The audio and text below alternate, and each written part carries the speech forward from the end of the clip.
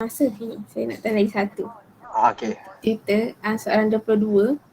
Okay. Dia punya chemical equation tu saya kan dia punya statement tu dia kata hydrated salt tu BaOH2 plus X H2O kan. Yes. Lepas tu lepas tu benda lain tu, lepas tu kan kita kena buat equation. So untuk BaOH2 tu untuk yang bahagian reactant BaOH tu kena tambah dengan H2O ke H2O tu tak payah letak kat situ? Kalau awak buat chemical equation yang dia react dengan acid, yang dia react dengan sulfuric acid betul. Awak just ambil barium hydroxide. Yang H2O tu tak payah kan? H2O tu tak perlu. Okay, normally because when you dissolve any hydrated compound, water tu dia akan dissociate daripada salt tu. Water akan dissociate. Sebab tu kita hanya assume during the neutralization reaction, only barium hydroxide will react with sulfuric acid. Water tu tak. Faham. Alright, thank you sir. Okay, welcome. Okay, ada lagi tak soalan tutorial? Ada lain?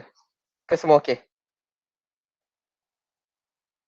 Okay, semua okay Alright, so kita continue with lesson 6 Okay, limiting reactant percentage yield. Macam saya kata tadi, these are the last two subtopics for chapter 1. Okay, lepas tu habislah chapter 1. Okay, so the learning outcomes for today. So by the end of this session, you should be able to define limiting reactant and percentage yield and to perform stoichiometric calculation by using mole concept that include the limiting reactant and percentage yield. So kita akan cover limiting reactant dulu lah. Okay, basically limiting reactant ni awak memang dah selalu buat dah sebenarnya. Awak buat dalam keadaan tak sedar lah yang awak tengah mengira limiting reactant. Okay, limiting reactant ni is basically application of stoichiometry. Okay, that's why last lesson saya ajar stoichiometry dulu because stoichiometry is the basic of the calculation, especially in physical and analytical chemistry lah. Okay, so limiting reactant ni, okay, kalau awak tengok term tu pun sekali saya rasa awak dah dapat dah the rough idea what is the limiting reactant. So kalau awak just basically direct translate limiting reactant tu adalah basically reactant yang akan limitkan apa-apa lah, and for this case it will limit the production of the product. Okay, so for example kalau contoh kalau saya buka satu kedai ice cream and in order for me to sell 1 cup of sundae, okay, I need 2 scoop of ice cream, 1 cherry and 50 ml of chocolate syrup. Okay, saya ada tiga-tiga ni cukup kuantiti dia, cukup volume dia, baru saya boleh jual satu sundae. Okay, imagine time tu dah pukul 8 malam, okay, dah nak tutup kedai, yang tinggal dekat dalam kedai hanyalah saya ada 8 scoop of ice cream, 6 cherries, 100 ml of syrup. Okay, so kalau awak tengok, dia hanya produce 2 sundae sahaja. So kalau awak compare tiga-tiga bahan ni, yang mana satu yang akan limitkan production of sundae tu? Yang mana? Syrup, right? Yes, because syrup. So for this case, we call the chocolate syrup as the one that will limit the amount of sundae yang saya boleh jual. Cuma dalam chemistry pun samalah macam tu. Cuma dalam chemistry, kita tak adalah guna ice cream, guna cherries, guna syrup, tapi kita guna mole. Kita akan guna mole. So any mole yang kita identify di sebagai limiting reactant, dia yang akan limitkan the production of the product tu. Alright. So let's take a look at the definition lah. So by definition, okay, limiting reactant is the reactant that completely consume in a chemical reaction and will limit the amount of product formed. So macam yang case atas ni tadi, we know that the syrup is the limiting reactant. Okay, first criteria dia akan completely consume. So basically kalau saya jual kedua-dua sundae ni, syrup ni akan habis lah. Dia takkan ada baki. Dia takkan ada baki dah dalam kedai tu. Okay, and it will limit the amount of product formed. Dia yang akan tentukan berapa banyak produk yang kita hasilkan daripada reaction ni. Okay, the second type of reactant is excess reactant. So excess reactant is basically opposite of the limiting reactant. So excess reactant is any reactant that will not completely consume in a chemical reaction and will remain at the end of the reaction. Maknanya excess reactant dulu adalah reactant yang akan dibaki. Akan dibaki waktu after awak buat reaction tu. So for this case, our excess reactants, the ice creams and also cherries ni. Sebab kalau saya dah jual dua-dua ni, saya akan ada baki 4 scoop ice cream dan baki 4 cherry. Okay, boleh setakat ni? Boleh sir. Okay. Boleh Alright. So basically there are two methods that you can use to determine the limiting reactant from any chemical reaction. Okay, the first method is when you compare the number of mole of both of the reactants. The second one, you compare the number of mole of the reactant and also the number of mole of the product.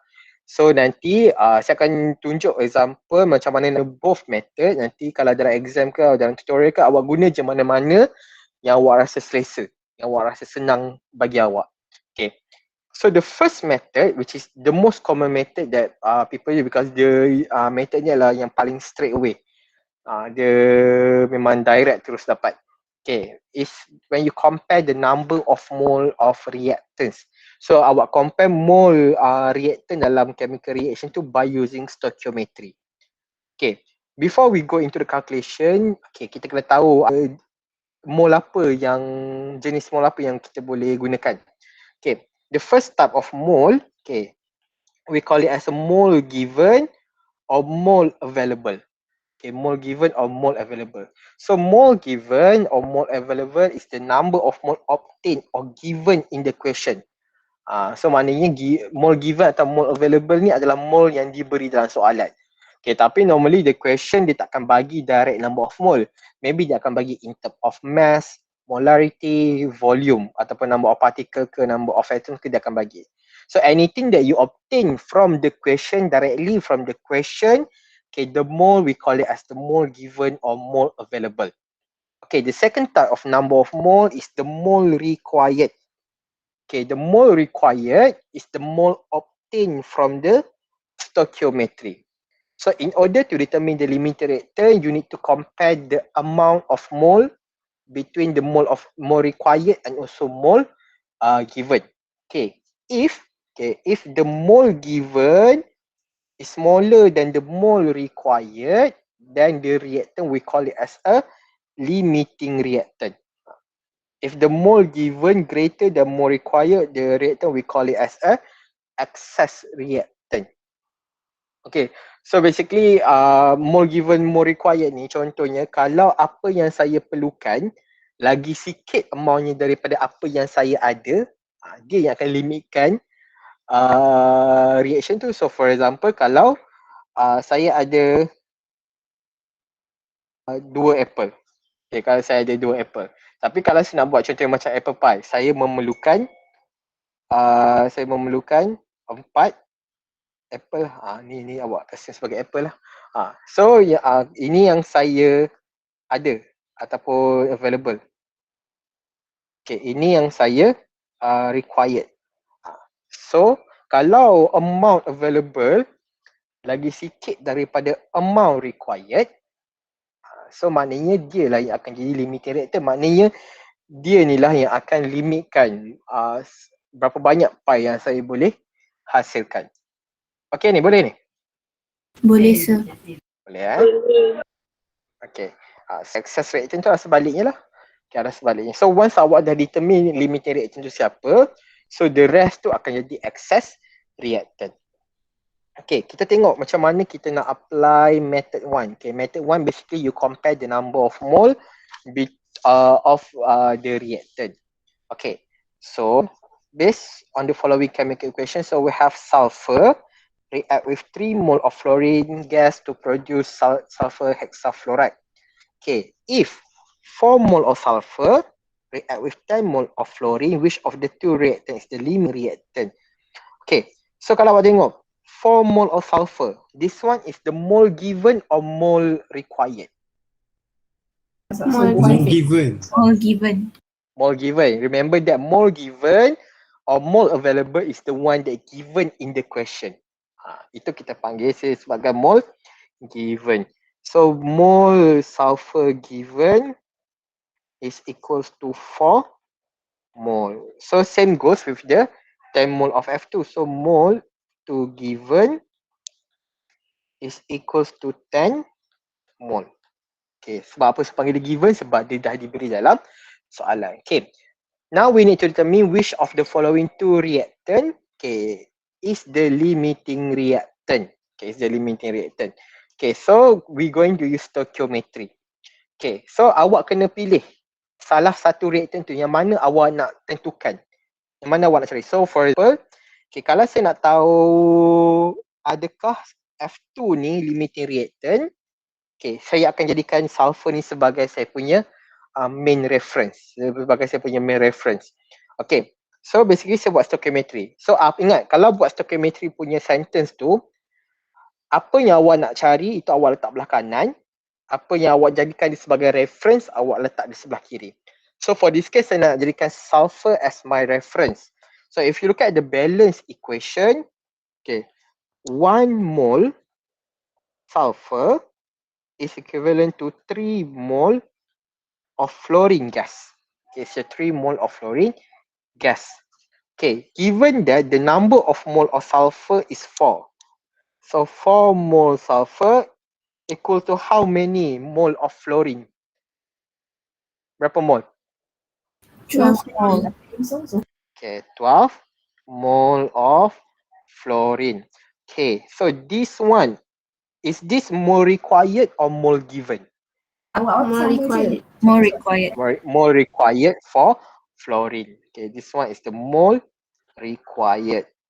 Okay, now in order to determine the limiting reactant, you compare the number of mole required and the number of mole given. So the number of mole required is 12. The number of mole given for fluorine is 10. Okay, right now the required is greater than given. So F2 limiting reactant or excess reactant? Limiting reactant. Yes, correct. Limiting reactant because the number of mole required is less than number of mole available. Okay, tapi kalau awak buat yang sampai sini je, awak baru hanya dapat satu. Okay, for the second mark, you need to write conclusion. Okay, so F2 is the limiting reactant because mole F2 given, which is 10 mole, is less than mole F2 required, which is 20 mole. So you write down the conclusion, then you will get another 1 mark. Alright, boleh ni? Boleh. Boleh. Okay. So once awak dah cari, once you determine which one is the limiting reactant, any calculation after that, you need to compare with the mole given limiting reactant. Okay, kenapa kita tak bolehkan guna mole required untuk calculation? Kenapa? Sebab dalam eksperimen ni mole given tu yang digunakan. Yes, mole given yang digunakan. Dan lagi satu sebab mole required tu tak semestinya awak ada amount tu. Apa yang awak perlukan tak semestinya ada. That's why any calculation, so once you determine the limiting reactant, any calculation after that, you need to compare with the mole given limiting reactant. Okay, mole given limiting reactant. Awak kena ingat tu. Okay, so that one is the method one. Okay, this one is the method one, is quite straight away. Okay, awak buat satu sentence stoichiometry je, awak boleh dapat terus. Okay, method two. Okay, method two is you need to compare the number of mole of reactant and product. So any reactant that will give the least amount of product, that's what we call it as the limiting reactant. So ini cara ni macam awak kena buat benda yang sama 2 kali lah, tapi dia kuranglah sikit dia punya keliru dia. Okay, so remember that in method 2 you need to compare the number of mole reactant and product. So any reactant that will give the least amount of product, that's what we call it as the limiting reactant. Okay, so kita guna example tu sebagai kita punya contoh. Okay, so compound E. So compound E is prepared by reacting compound A and D. So given the balance equation is A plus 5D produce E. So determine the limiting reactant if 2 mole of A was allowed to react with 9 mole of D. So 2 mole and 9 mole, given or required? Given. Given, because we obtain from the question. So mole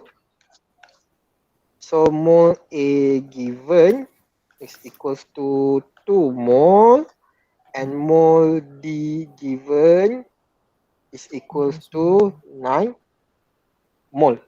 Okay, is equal to 9 mole. Okay, so sekarang ni kita nak guna tu. Method tu you need to compare the mole reactant and mole product. Okay, now our product is E. So kalau equation tu ada banyak produk, okay, kalau equation ada banyak produk, awak pilih satu je. Awak pilih satu sahaja. Tapi for this case kita hanya satu produk, so memang nak tak nak kita akan pilih E lah. Okay, first we compare number of mole A and number of mole E. Okay. So based on the balance equation, okay, based on the balance equation, okay, 1 mole A is equivalent to 1 mole E. So 2 mole of A is equal to 2 mole E. Okay, now awak compare pula D dengan E. So 5 mole D is equivalent to 1 mole E. So given that D is 9 mole. So 9 mole D is equal to 1.8 mole E. Okay, so kalau awak tengok, if you compare with A, okay, if you compare with A, dia akan produce 2 mole produk. Kalau you compare dengan D, dia akan produce 1.8 mole produk. Okay, which one that produce the least amount of product? A atau D? D. D kan? D. D. So that's why D is the limiting reactant.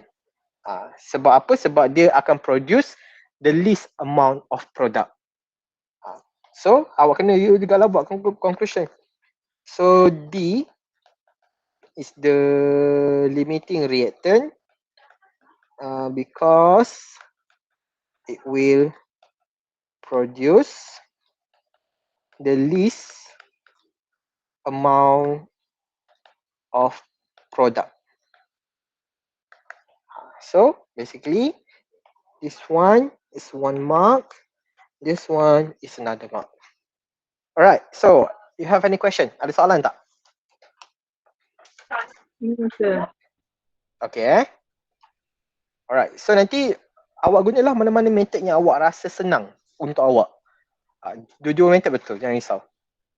Okay, so kita try example ni sama example 3. So example 3 basically the extension for example 2 lah.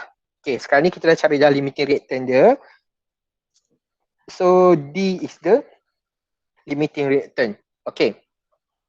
So the second part of the question asks you to calculate the number of mole of compound E form. So macam saya cakap tadi, once you determine the limiting reactant, any calculation after that, you need to compare with the mole given limiting reactant. Okay, now we want to determine how many mole of E will form. Okay, so since D is the limiting reactant, okay, so based on the balance equation, so 5 mole D is equal to, this one is 1 mole. Given for D is 9 mole. Okay, given is 9 mole. So 9 mole D is equal to 1.8 mole E. So that means the mole E will produce from the reaction is equal to 1.8 mole. Okay, boleh ni? Boleh, sir. Boleh. Okay. So, question 3, how many mole of excess reactant left after the reaction completed? Okay, how many mole of the excess reactant left? Okay, so nak cari excess reactant left. Okay, so we know that kalau kita tulis balik, so A plus 5D produce E. Okay, so A is the excess reactant and D is the limiting reactant. Okay, so remember that from the definition, excess reactant is the one that not completely consumed and it will remain after the reaction completed, maknanya akan ada baki. Okay, so the question asks you to calculate the mass of excess reactant remain. So mass of excess reactant remain. Okay, so kalau nak cari ni, awak kena cari dulu berapa banyak A yang akan react. Berapa banyak A yang akan react. So macam mana nak cari berapa banyak mol A yang akan react? Kita guna apa? Ratiokan dengan E. Ratiokan dengan E. Ratio tu dah betul lah. Tapi ratio dengan siapa? D. D. E produk. Produk kita tak kira. Kita kena ingat, kita kena apa-apa kita kena ratiokan dengan limiting reactant. Okay. So 5 mol D is equivalent to 1 mol A. Okay. Given D is 9 mol. So A is 1.8 mol A. So the mole A reacted is 1.8 mol. So tapi sekarang ni kita nak cari mole A remain. So nak buat macam mana? We want to find the mole A remain. Apa? Number of mole needed tolak dengan number of mole demand. Sekarang kita nak cari remain punya number of mole. So apa tolak apa? Mole Given tolak remain. mole reacted. Okay, correct. So mole A given minus mole A reacted. So given is 2 mole, reacted is 1.8 mole. So the mole A remain is 0.2 mole. This is mole A remain. And then calculate the mass of excess reactant remain. So we already obtained the mole. Then you just simply multiply by the atomic mass. So you will get the mass. Okay, ada apa-apa soalan? Tak ada, sir. Tak ada Okay. Kalau tak ada, awak sebagi masa 10 minit, try buat ni. Tak perlu submit kat Violet, awak just buat. Okay, nanti saya akan panggil sesiapa lah untuk bagi tahu apa jawapan final yang awak dapat. Okay, sebagi masa 10 minit. So sampai jam 3-5 minit lah. Okay, boleh try sekarang. Ada apa-apa soalan tanya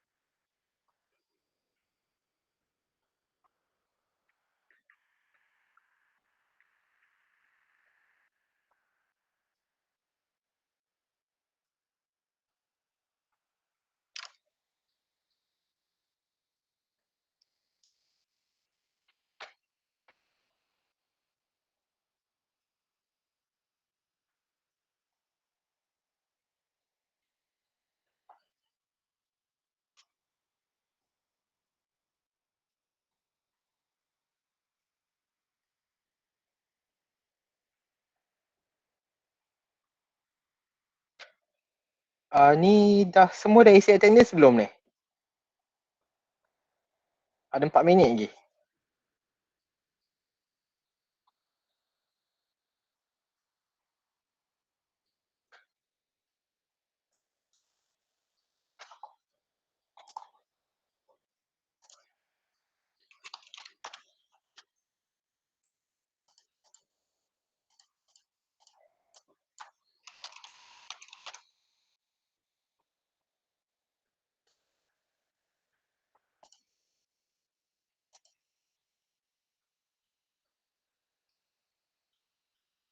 Elvira Nurul Farhana binti Abdul Jabbar. Awak tak isi attendance lagi.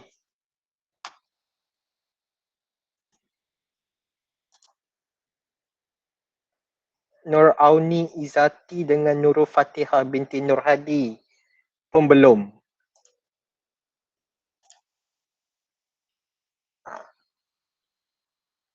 Sir, tadi saya dah key in. Dah key in? Tadi siapa nama awak tadi? Nurul Fatihah. H4P1 Ya. Oh dah, okey, dah keluar dah.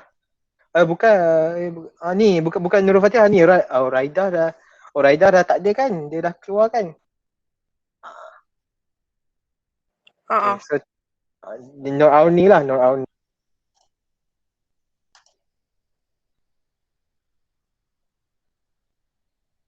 Awak tekan kehadiran tak, awak klik sekali je tau. Jangan klik banyak kali. Nanti kalau banyak kali nanti dia keluar banyak dekat saya punya ni.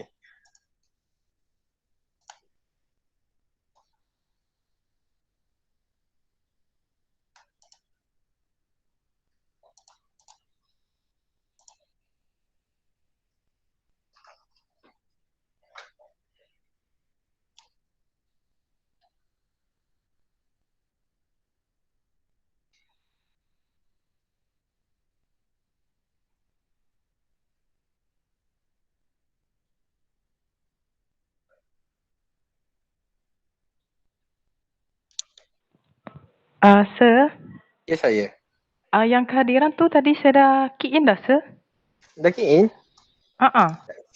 Saya kelas H5P1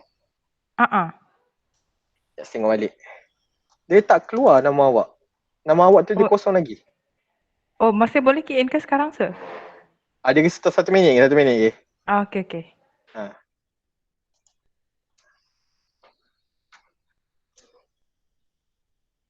Sir, yang tadi nama Fatihah dah keluar kan? Fatihah dah keluar dah. Okey.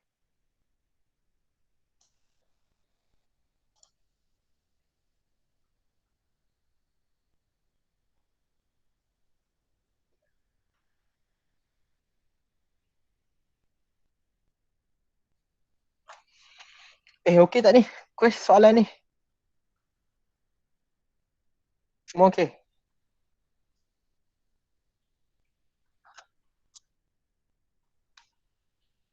Sir, nama saya dah masuk ke?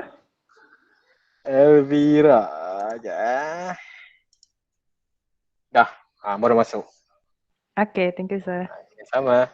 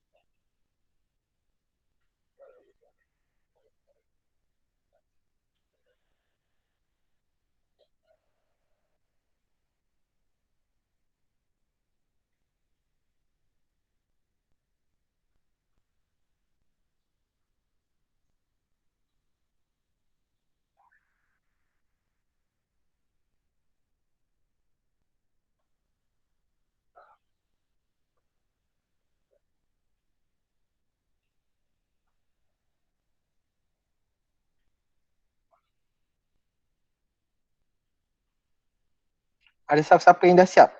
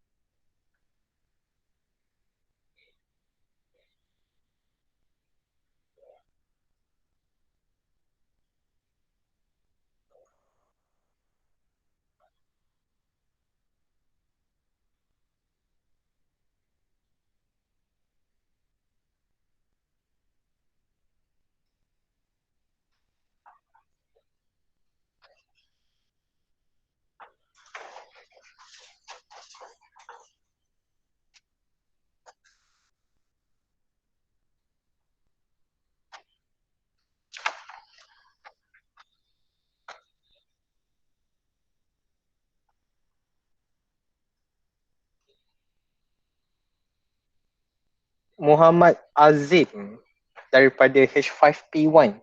Dah siap dah? Belum lagi je. Dah sampai mana dah? Baru yang nombor 2. Okey.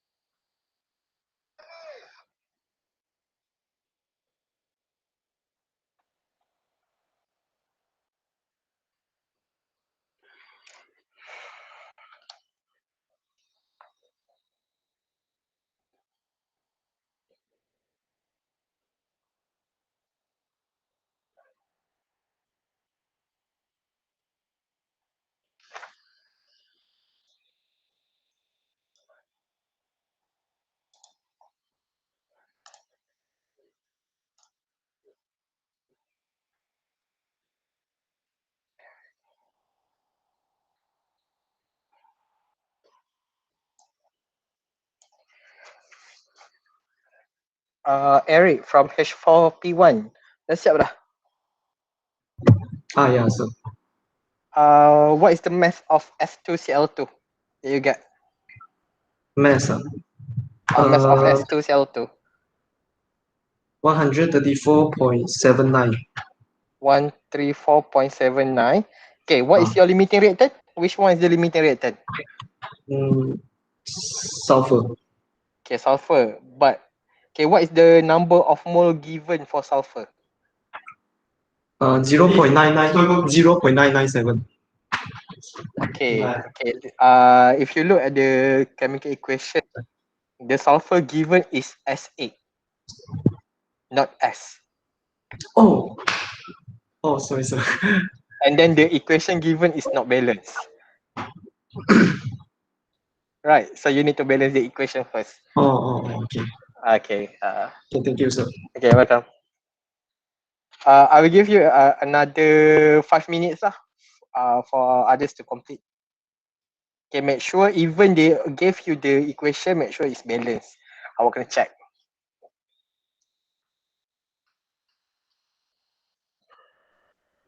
Sir, Ya saya.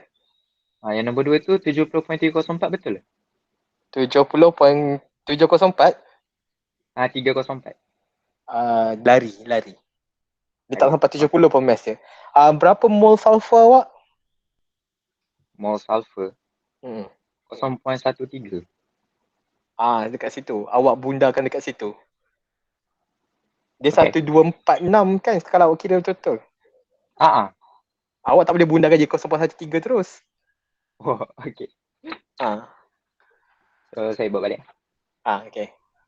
Okay.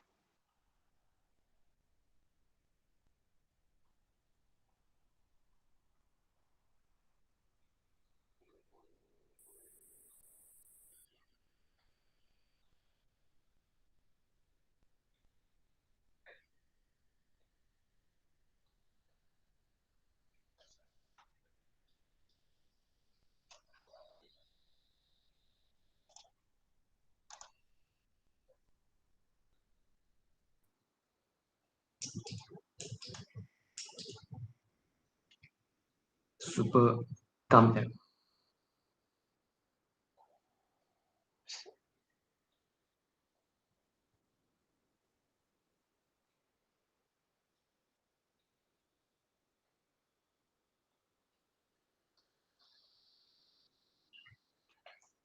Darshana daripada H6P5 dah siap belum?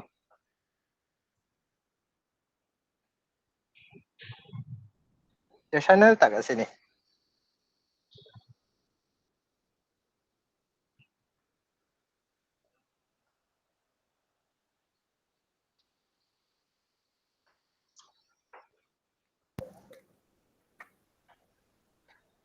Dah dapat jawab Darshana?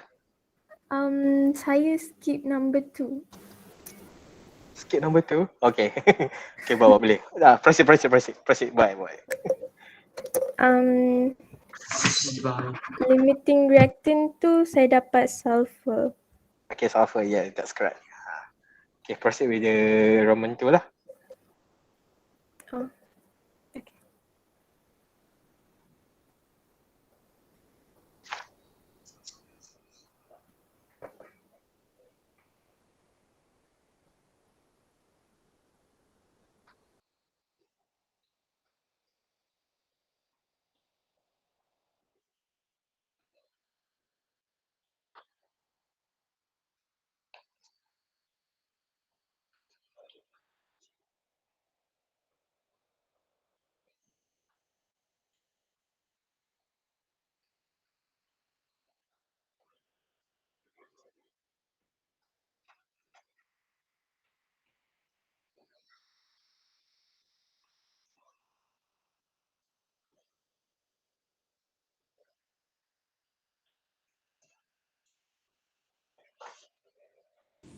Sir, Ya, saya.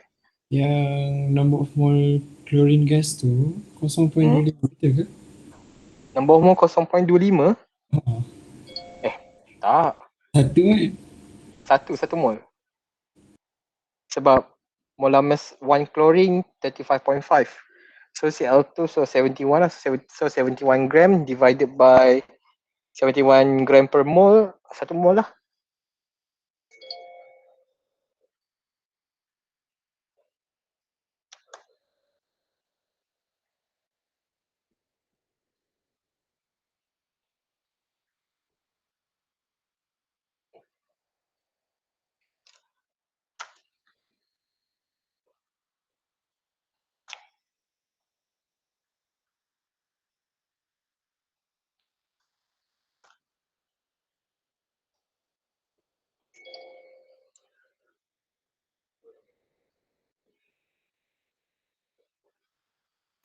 So nombor 2 tu jawapan dia 67.384 gram lah, sir. Yes, correct. So tadi berapa? 67.384. Okay, 4 gram. Okay, number 3 apa? Number 3. Dapat tapi tak sure betul ke tak. Sebut je. 35.6136. Okay, betul. Betul lah tu. Depan awak. Okay, thank you sir. Okay. So this is the final answer lah. Amirul Akram dah dapat dah. So nanti awak tengok sama tak dengan jawapan awak.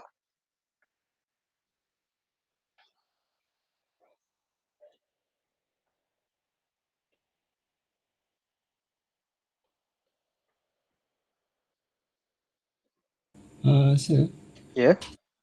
dan the valence equation untuk yang ni is S8 plus 4Cl2 sama dengan 4S2Cl2 kan?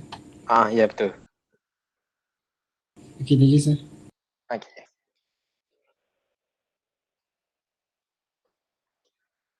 Sir, Ya saya. untuk number of mole tu ambil berapa titik perpuluhan ni? Okay, normally awal-awal calculation awak ambil 4. Dah final answer tu tak kisah maths ke apa, baru awak jadikan dia sebagai 2. Sebab kalau awak round off awal-awal, jawapan final tu dia akan lari banyak juga sebenarnya. So ambil 4. Okay sir, thank you. Okay, sama.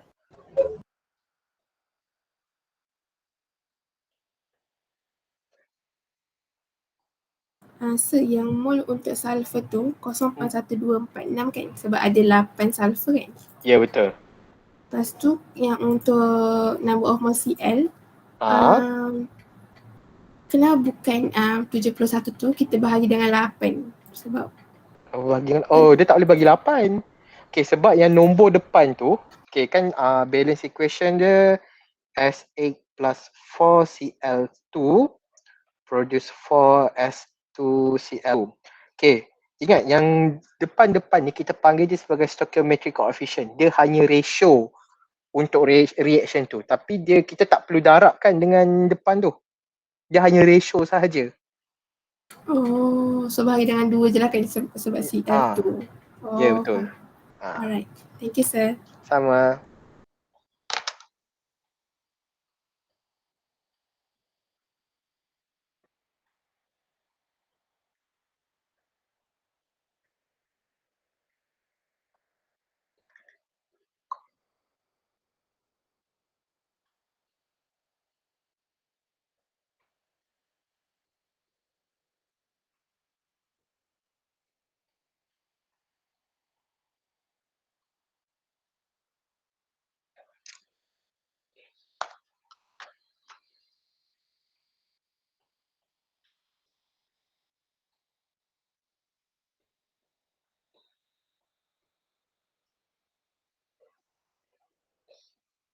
Ada tak yang belum siap lagi?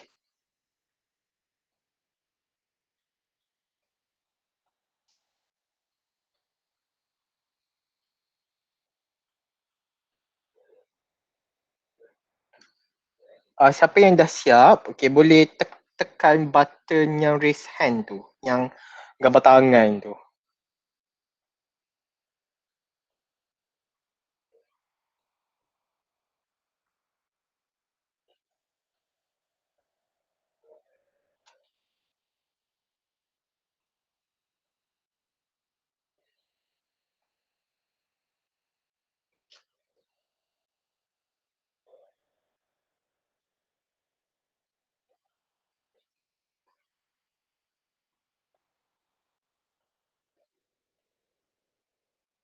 Okay, baru 23 yang siap. Tunggu sekejap. Sebab yang lepas ni percentage shield tu senang je.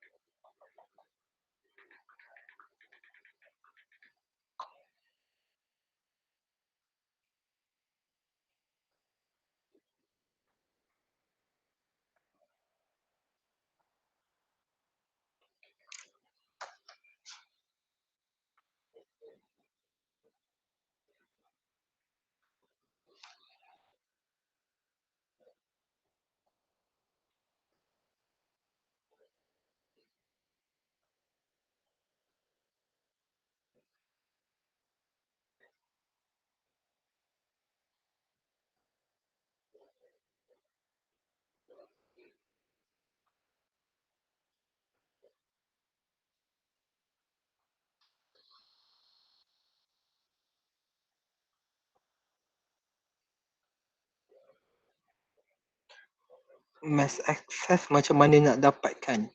Okay, so mass access macam mana nak dapatkan? Alright. So kita kalau awak tengok equation ni, access reactant kita adalah Cl2. Access reactant kita adalah Cl2. Okay, so mula-mula awak kena cari dulu mass Cl2 react. Mass Cl2 reacted. So nak cari mass Cl2 remain. Okay, mass Cl2 remain sama dengan mass Cl2 given minus mass Cl2 reacted. Mass Cl2 given ni dia dah bagi dalam soalan 71 gram. So this one awak kena cari mole reacted dulu. So mole reacted tu awak boleh dapat daripada stoichiometry kalau awak comparekan dengan mole sulfur. Okay, boleh tadi siapa yang tanya soalan tadi tu? Dapat tak?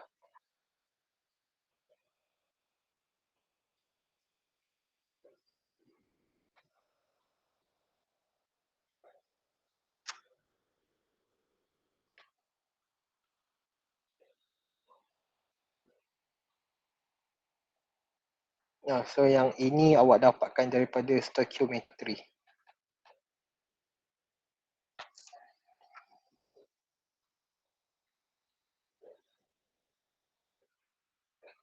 Okay, dah 35 orang yang siap. Okay.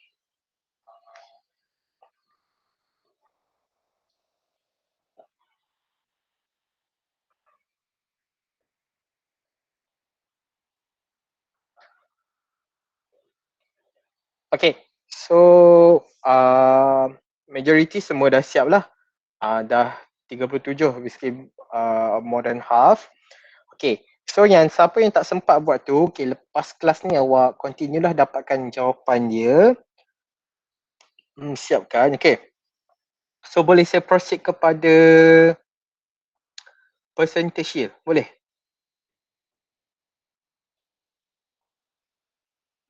Boleh, sir. Alright. Okay. So percentage yield, okay. The reason why we need to learn about percentage yield is especially in industry. Okay, dalam industri kilang, okay, apa-apa.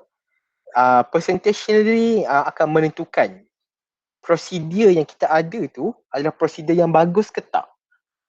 Basically. Ataupun proses yang kita ada tu adalah proses yang bagus ke tak. So for example, kalau kilang, contohnya kilang production of fertilizer for example. So saya kena ada satu reaction yang akan hasilkan amount of fertilizer yang banyak supaya kilang saya boleh dapat untung. Okay.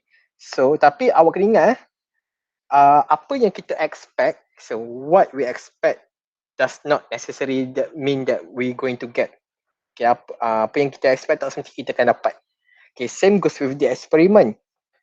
So contohnya, for example, if I expect to get 100 gram of product, of pure product, tapi tak semestinya saya akan dapat 100 gram tu. Sebab by theory and practical both are two different things. Sebab kalau teori memang on paper nampak cantik. Tapi kalau kita buat practical dia, secara kita apply in real life, we're going to encounter with a lot of problem. Okay, problem in terms of apparatus, problem in terms of material kita maybe tak berapa bagus.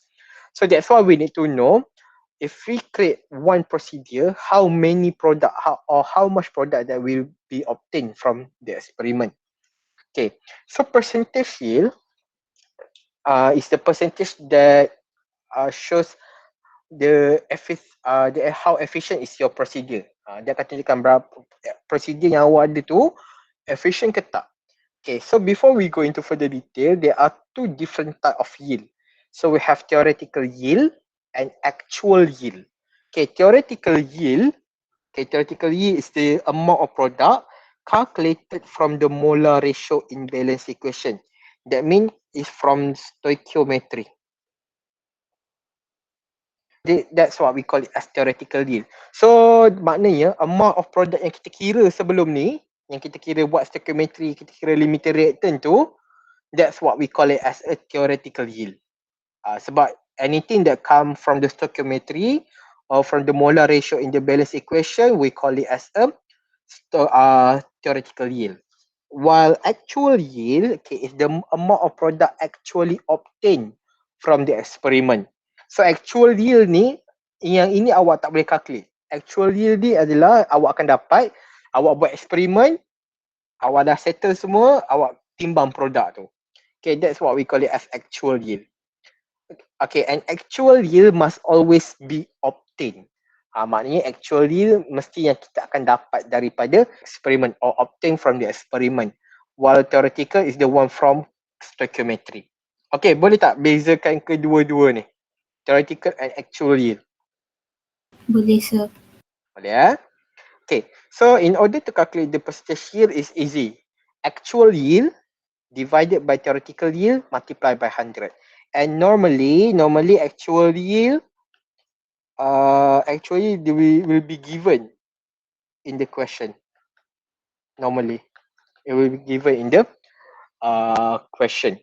Okay, so okay, let's look at this example. Okay, bromobenzene, okay, C6H5Br was prepared by mixing benzene with bromine.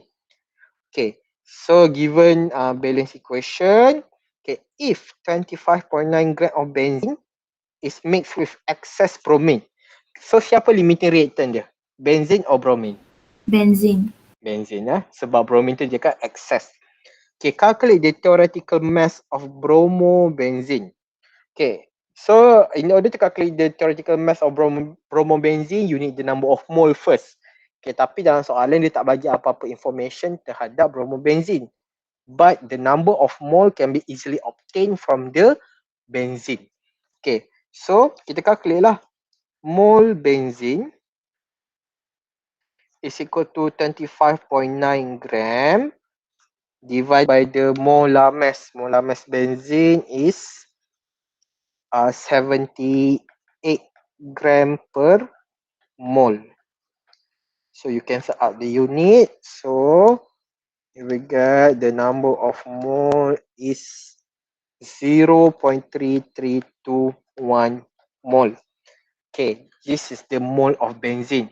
Now, in order to obtain the mole of bromobenzene, we're going to use stoichiometry. So, based on balance equation,